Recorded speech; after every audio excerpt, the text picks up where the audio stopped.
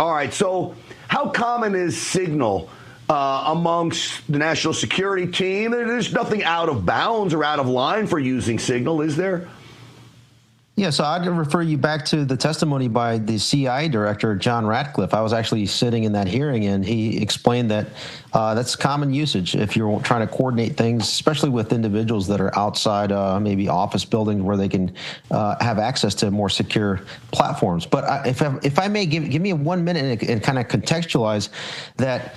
People need to remember that the author of that publication that supposedly allegedly said that he was added to this Signal group, and this is one of the key individuals that has been carrying water for what I call at this point the domestic terrorist left. So a lot of his insinuations, I would have to say, are probably lies until he can prove himself up. Now, some of the screenshots were acknowledged by the White House. I'll tell you, but Ivan, between you and me, I know the guy's a loser. I know he lied about Russian collusion. Yeah, he's the one that concocted. I know he lied about the whole suckers and losers, Biden, right?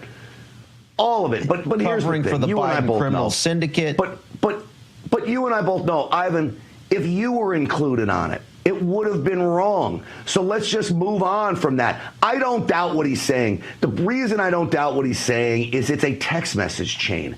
They both have it. The administration is now talking and putting in quotes war plans because that's a cover for everything that he said they've had. That's not our quote war plans.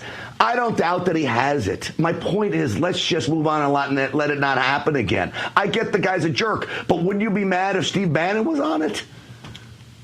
Yeah, I think the question should be asked is, like, the individuals that were on the text message that haven't been attacked, that concerns me. Because there are some folks on there that haven't been attacked by the left, which makes me, I always kind of come up with hypotheses and theories, usually for the worse, and until I see evidence to the contrary. So I know that's bringing up another subject that you probably don't want to get into, but those are the things that I always consider as possibilities of how he was even placed in that group.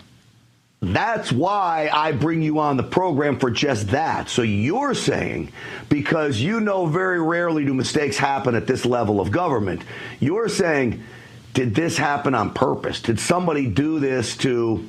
I'm not saying that. I'm asking the question as we look into this. And I agree with you that there's really no reason to spend too much energy on this, because at the end of the day, every single person that was in that group, aside from that reporter or alleged reporter, the failed reporter, they all have essentially declassification authority, the ones that were attacked. Like Secretary Hegseth, he doesn't have to declassify anything. He doesn't, if it's not even classified, right? So if you want to go into nuance, there's nothing that was done that was I would say, illegal, right? In the sense of disclosing any sort of information. It was just coordination, and then some of the details were done on the appropriate platforms. And that was according to the testimony of John Ratcliffe, D&I Gabbard, and the rest of those that testified today. I don't even want to take the time to defend it, because it was a mistake and it shouldn't have happened. So I think you apologize. And I actually believe, I know you're going to disagree with me on this, but I think they should have thanked Goldberg for not disclosing the very sensitive information that he claims to have had. He didn't disclose it. And I would have thanked him for not disclosing it. That is if he has that information. I would agree with you.